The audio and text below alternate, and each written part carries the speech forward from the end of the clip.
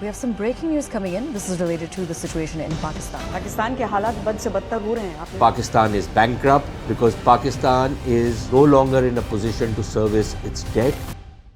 दोस्तों, पाकिस्तान अपने सबसे बुरे टाइम से गुजर रहा है. दूध और आटे जैसी बेसिक चीजों को खरीदने के लिए लोग सड़क पर उतर आए हैं. मार्च और अप्रैल के महीने में रमजान के दौरान स्टैम्पीड्स तक देखे गए. लोग खाने के लिए तरस रहे हैं. 24 करोड़ की आबादी के देश में आज खाने के लिए आटा नहीं है. पेट्रोल और गैस के दाम आसमान छू रहे हैं और शहरों में पावर कट्स तो बड़ी नॉर्मल सी बात है. जनवरी में लोग किचन में इस्तेमाल किए जाने वाला कुकिंग गैस गुब्बारों में भरकर अपना गुजारा कर रहे थे. पाकिस्तान का इन्फ्लेशन 35.4% तक जा चुका है और एक्सपर्ट्स के मुताबिक ये 1947 के बाद अब तक का वर्स्ट इकोनॉमिक क्राइसिस हो सकता है. लेकिन जहां एक तरफ पाकिस्तान के लोग खाने पीने की प्रॉब्लम्स को फेस कर रहे हैं, वहीं दूसरी तरफ पाकिस्तान की मिलिट्री लाहौर के आलीशान महलों में रहती है. चलिए मैं आपसे कुछ सवाल पूछता हूँ. बताइए, पाकिस्तान की सबसे बड़ी रियल स्टेट डेवलपर कौन है? पाकिस्तान की सबसे बड़ी फर्टिलाइजर और सीमेंट मैन्युफैक्चरर कंपनी कौन सी है? पाकिस्तान की सबसे बड़ी पेट्रोलियम और गैस कंपनी कौन सी है? आपको बिल्कुल भी ज्यादा दिमाग लगाने की जरूरत नहीं है, क्योंकि इन सब का जवाब एक ही है: पाकिस्तान मिलिट्री.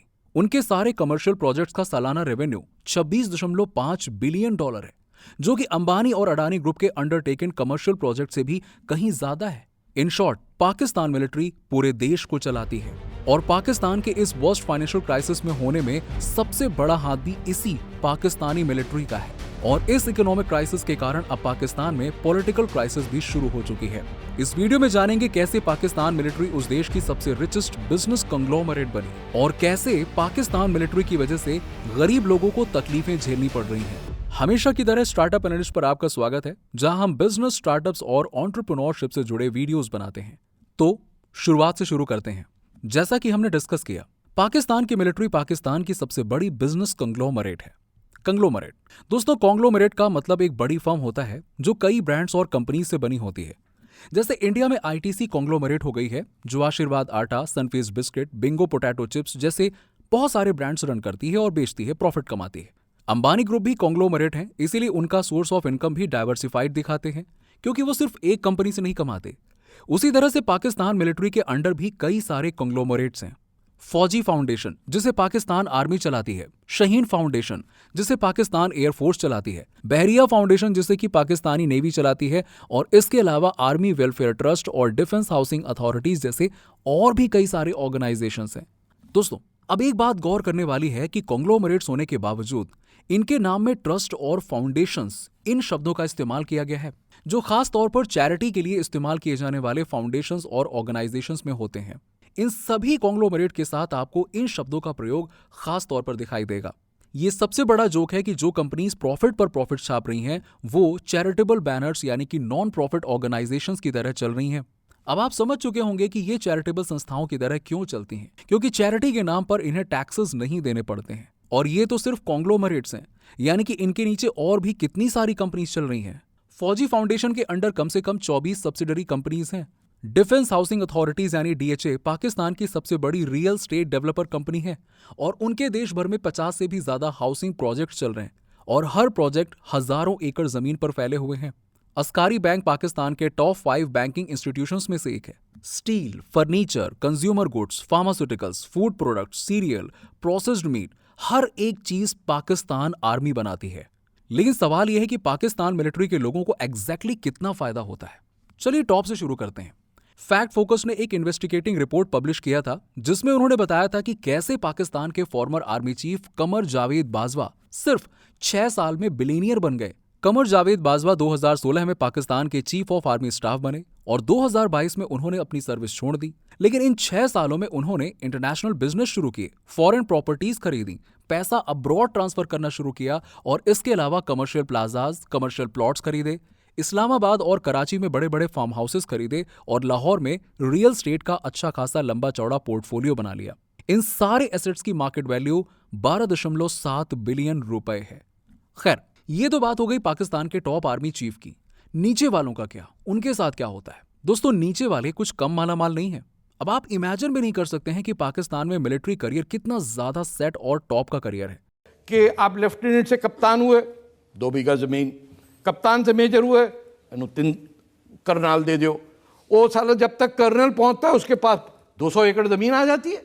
50% से भी ज्यादा रिटायर्ड कोर कमांडर्स और पाकिस्तान आर्मी, नेवी और एयरफोर्स के ऑफिसर्स को डायरेक्टली रिटायरमेंट के बाद इन सो कॉल्ड चैरिटेबल संस्थाओं में भर्ती किया जाता है। 30% को फॉरेन सर्विस में ब्यूरोक्रेसी या फिर एम्बेसडर के तौर पे भर्ती किया जाता है और बाकी के 20% को भी अलग अलग गवर्नमेंट प्रोजेक्ट्स और पब्लिक सेक्टर अंडरटेकिंग्स में भी अलग अलग पोजीशंस में भर्ती किया जाता है। कहते हैं कि हर एक देश की अपनी एक आर्मी होती है, लेकिन पाकिस्तान के केस में यह मामला उल्टा है।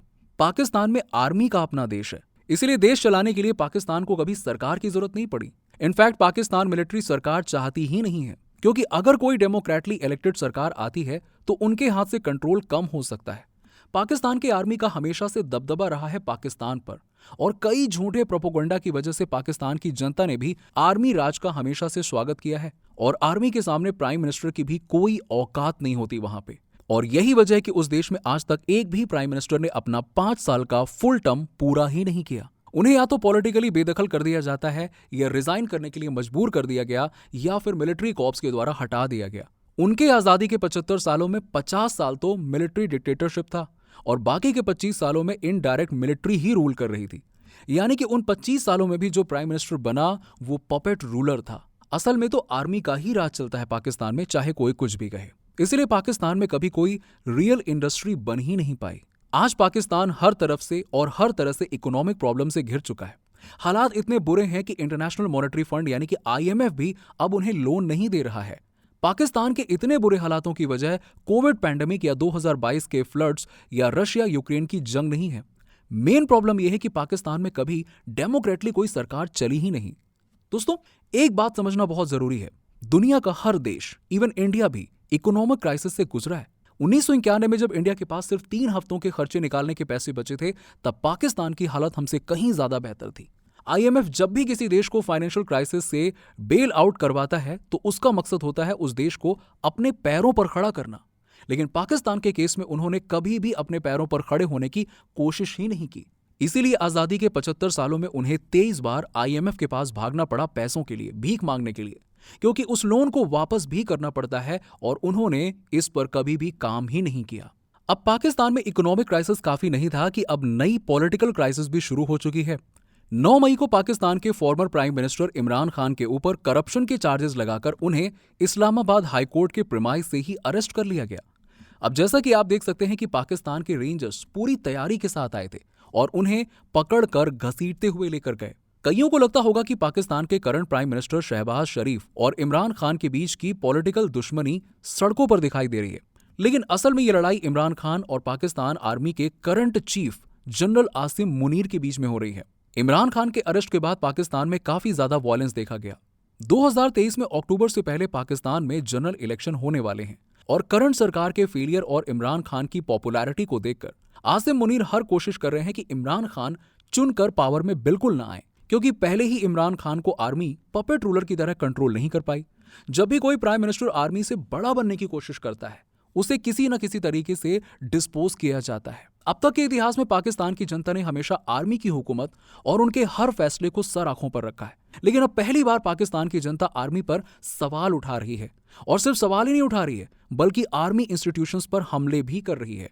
इमरान खान के अरेस्ट के बाद 4000 लोगों के मॉब ने लाहौर के एक टॉप कोर मिलिट्री कमांडर के घर पे हमला कर दिया। ये वही फार्म हाउस है जिसके बारे में हमने आपको शुरुआत में बताया था। फिलहाल पाकिस्तान में सिविल वॉर होने का डर है, क्योंकि पहली बार लोग मिलिट्री के खिलाफ खड़े हुए हैं। लेकिन ये प्रॉब्लम तब तक नहीं सुलझेगा जब तक पाकिस्तान के इन सारे कॉन्ग्लोमरेट से आर्मी का कंट्रोल कम ना हो जाए और सरकार का कंट्रोल बढ़े।